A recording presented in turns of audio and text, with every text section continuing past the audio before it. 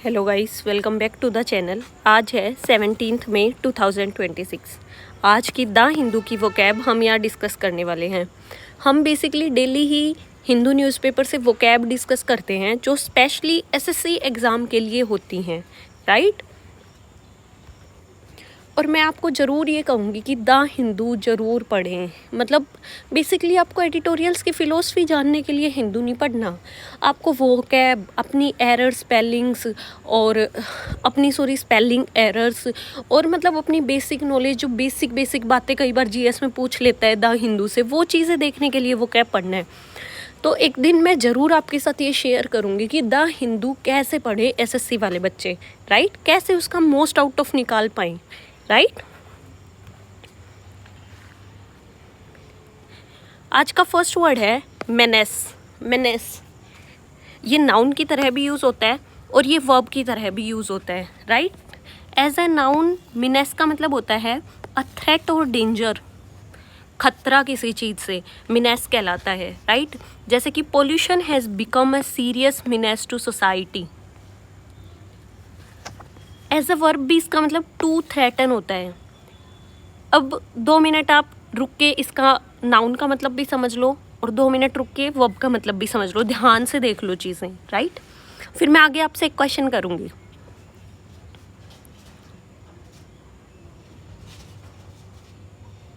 Example, the dark cloud menaced the village. अब इसके synonym देखते हैं। Threat, danger, hazard, peril, risk, nuisance. इसके एंटोनियम्स देख लेते हैं।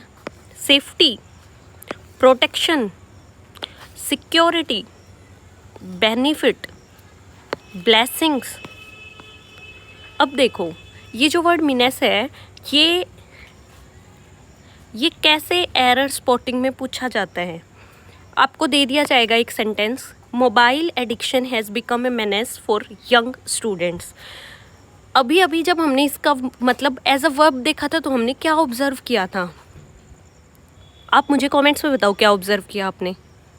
आपने ऑब्जर्व किया होगा टू थ्रेटन, टू थ्रेटन।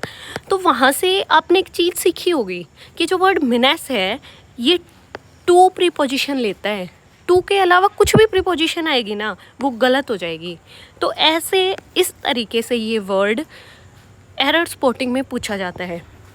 अब तो हमें ये बात पता लग गई कि मिनेस वर्ड के साथ लगभग टू प्रीपोजिशन आती है, जैसे menace to society, menace to health, menace for गलत हो जाएगा, मिनेस ऑफ गलत हो जाएगा। आई होप आपको ये वर्ड बहुत अच्छे से समझ आ गया होगा। थोड़ा सा आपने ऑब्जर्व किया होगा कि आपने जल्दी से पढ़ लिया होगा इसकी वर्ब का मतलब क्या है, मतलब एज अ वर्ब ये क्या सेंस देता है, टू थ्रेटन, राइट। तो वहाँ टू से हमें ये पता लगा कि मिनेस के साथ टू यूज़ होता है।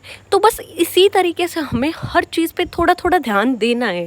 मतलब नहीं ऑब्जर्व किया होगा आपने, वो कॉमन सी बात है, ऑब्जर्वेंस में आता ही नहीं है स्टार्टिंग में, लेकिन टाइम के साथ चीज़ें जैसे मैं आपको समझाऊंगी आपके ऑब्जर्वेंस में चीज़ें आने लगेंगी, राइट। तो परेशान नहीं होना इस चीज़ को लेके, धीरे धीरे हम सब सीख जाएंगे। Next word is grit. Grit का मतलब होता है करेज, किसी चीज़ को करने की हिम्मत, डिटर्मिनेशन। आपकी बहुत ज़्यादा डिफ़िकल्टीज आ रही है फिर भी आपके अंदर कितना करेज है उस चीज़ को करने का। परसीवियरेंस, हमारे दिव्य कीर्ति सर आप सब भी जानते ही होंगे, वो कितनी बात करते हैं परसीवियरेंस की, कि आप किसी भी कंपटीशन एग्ज़ाम की तैयारी कर रहे हैं, आप रखें आपका एग्ज़ाम क्लियर हो जाएगा, राइट। एग्जाम्पल की बात करते हैं। Her grit helped her crack the SSC exam. I hope आप सबके साथ भी एक दिन ऐसा ही हो कि आपकी हार्डवर्क का फल आपको मिल जाए। अब देखो, ग्रिट, स्मॉल रफ पार्टिकल्स को भी हम ग्रिट बोलते हैं, राइट। सैंड के पार्टिकल्स को, सैंड के छोटे छोटे पार्टिकल्स को, डस्ट के पार्टिकल्स को भी हम ग्रिट बोलते हैं, right. Example, there was a grit in my shoes. मेरे शूज़ के अंदर ऐसे कर की मिट्टी की सी आवाज़ आ रही है, ऐसे टाइप का ग्रिट, राइट। अब देखते हैं कि ये ग्रिट वर्ड ओरिजिनली आया कहाँ से। देखो, ग्रिट वर्ड का ओरिजिनली मीनिंग हुआ करता कोअर्स सैंड या रफ पार्टिकल्स को हम ग्रिट कहा करते। धीरे धीरे इसका मतलब रफनेस टफनेस में चेंज हो गया। मतलब जो चीज़ रफ है, हम तो रफ टफ हैं भाई, हम तो कहीं भी एडजस्ट हो जाते हैं, हम तो गांव में इजीली एडजस्ट हो जाते हैं। बहुत बार हम नहीं बोलते कि हम तो रफ टफ हैं भाई, बिल्कुल देसी हैं। तो इस तरीके धीरे धीरे इसका मतलब मेटामॉर्फिकली रफ टफ हो गया, right. Roughness toughness of a character, और मॉडर्न इंग्लिश में इसको मेंटल टफनेस से भी रिलेट किया गया। आई होप आपको ये वर्ड भी अच्छे से समझ आ गया होगा। सिनोनिम देख लेते हैं। डिटर्मिनेशन, रिजोल्व, करेज, परसिवियरेंस, टेनासिटी। अब इस वर्ड टेनासिटी को कैसे याद रखेंगे? देखो, टेंट से रिलेट करके याद रखो। जब हम टेंट लगाते हैं तो वो लोहे के पाइप गाड़ते हैं, वो कितने रफ टफ होते हैं। तो इस तरीके से टेनासिटी। फोर्टिट्यूड, अब हम फोर्टिट्यूड को कैसे याद रखेंगे? देखो, पहले के ज़माने में फोर्ट्स बनाए जाते थे। क्यों बनाते थे राजा लोग फोर्ट? उसके पीछे का रीज़न ये था ना कि मेरा साम्राज्य सेफ रहे। फोर्ट बनाने का मतलब क्या होता था कि बड़ी बड़ी वॉल्स बना दी, उन वॉल्स के अंदर ऐसे गन को फायर करने की चीज़ें बना दिया, तो वोप चलाने की चीज़ें बना दी। इस तरीके से अपने फोर्ट की ऊंची ऊंची दीवारें बना दी ताकि कोई हम पे अटैक ना कर पाए। फोर्टिफाई कर लिया अपने आप को। तो फोर्टिट्यूड वहाँ से आया, रफनेस टफनेस, राइट। एंटोनियम देखो, वीकनेस, कावर्डाइस, लेजीनेस, फियरफुलनेस, टिमिडिटी। टिमिड का मतलब तो डरपोक होता ही है, राइट। टिमिड जो वर्ड है ना, ये बहुत बार एसएससी ने पूछा है, बहुत ज़्यादा बार, राइट। तो देख रहे हो कितने वोकैब, इतनी अच्छी वोकैब हो जाएगी ना आपकी डेली पढ़ने से। बिलीव मी, आपको 95% वर्ड्स आएंगे एसएससी में, और डायरेक्ट आएंगे, आपको सोचने की भी ज़रूरत नहीं पड़ेगी।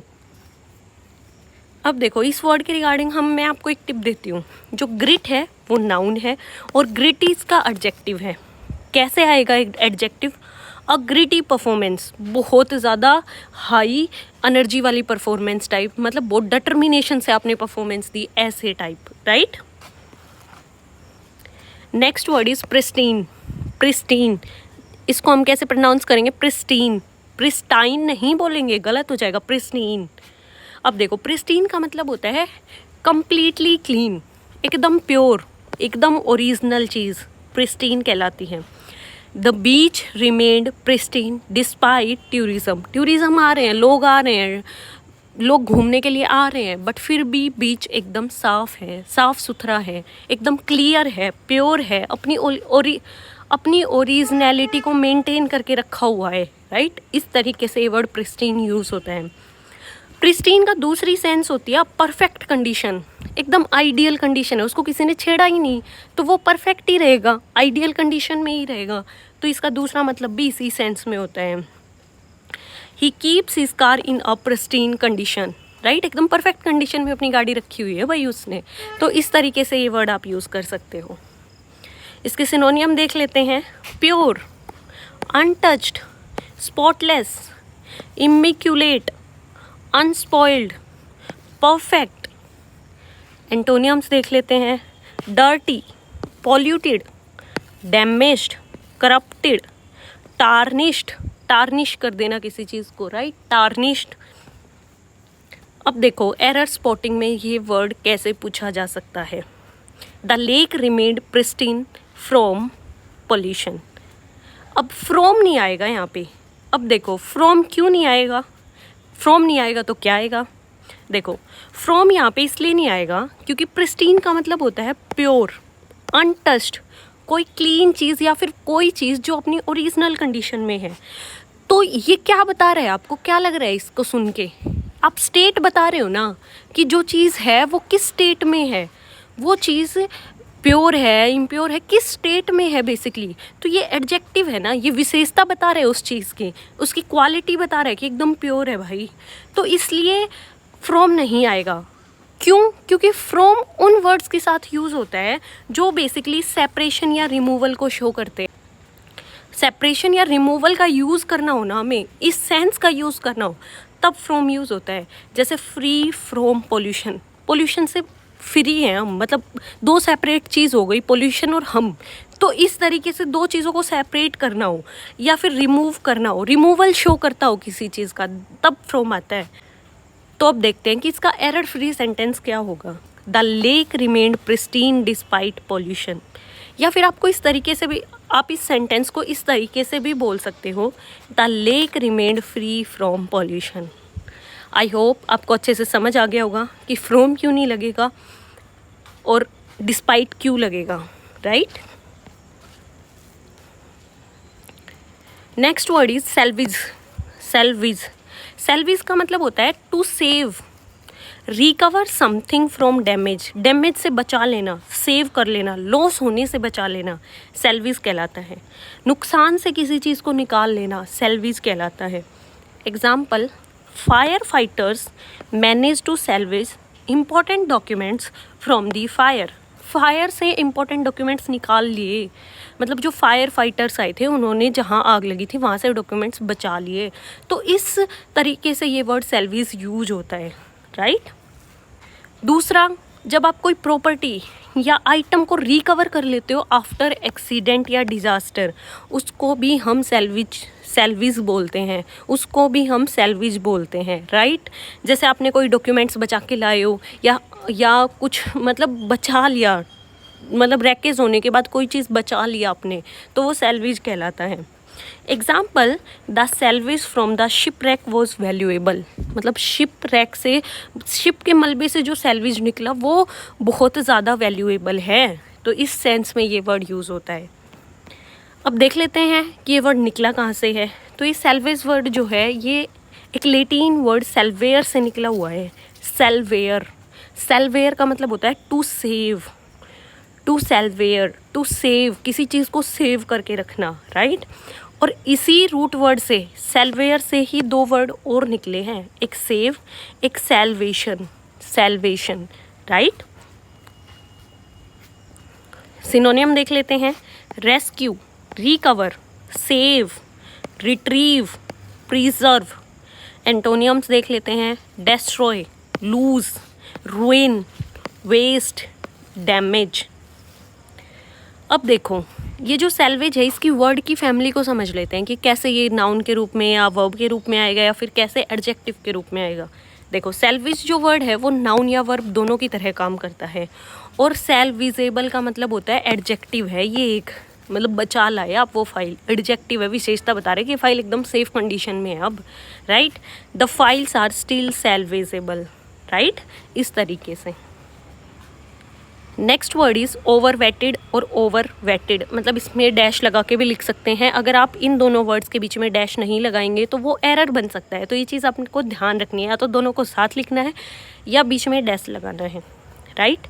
अब देख लेते हैं ओवरवेटेड का मतलब क्या होता है। किसी चीज़ को ज़रूरत से ज़्यादा स्क्रूटनाइज करना ओवरवेटेड कहलाता है, मतलब ज़रूरत से ज़्यादा चेक करना किसी चीज़ को ओवरवेटेड कहलाता है।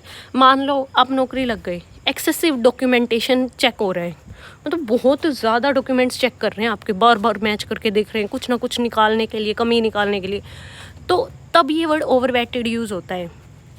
किसी चीज़ को हम एक्सेसिवली एग्जामिन करते हैं, किसी चीज़ को हम एक्सेसिवली एग्जामिन करते हैं, ओवर चेक्ड, अननेसेसरली रिव्यूड, बार बार देखना, ओवरली चेक करना। जैसे आप कोई एग्ज़ाम देने जाते हो, कितना चेक करते हैं, अच्छा ये नहीं, ये ईयरिंग्स निकाल दो या उन पे कुछ लगा देंगे टेप वेप, that is called overweighted, right. Example, the candidate was overweighted before the interview, interview से पहले कैंडिडेट की खूब अच्छी खासी चेकिंग हुई, राइट। एटमोलॉजी देखते हैं, ये वर्ड ओवरवेटेड आया कहाँ से। देखो, ये जो वर्ड ओवरवेटेड है इसका कुछ फिक्स्ड ओरिजिन नहीं था, लेकिन इसमें वेट जो दिया हुआ है ना, VET वेट, इसका मतलब होता है एग्जामिन, चेक, राइट। तो उसी से ये वर्ड की सेंस निकली, ओवर का मतलब ज़्यादा और वेट का मतलब एग्जामिन, तो ज़्यादा एग्जामिन करना किसी चीज़ को, राइट। अब इस वर्ड के रिगार्डिंग मैं आपको एक प्रीपोजिशन टिप देना चाहूँगी। The word overweighted generally takes by, ये बाय प्रीपोजिशन का यूज़ करता है, राइट। जर्नली अपने साथ बाय की प्रीपोजिशन लेता है।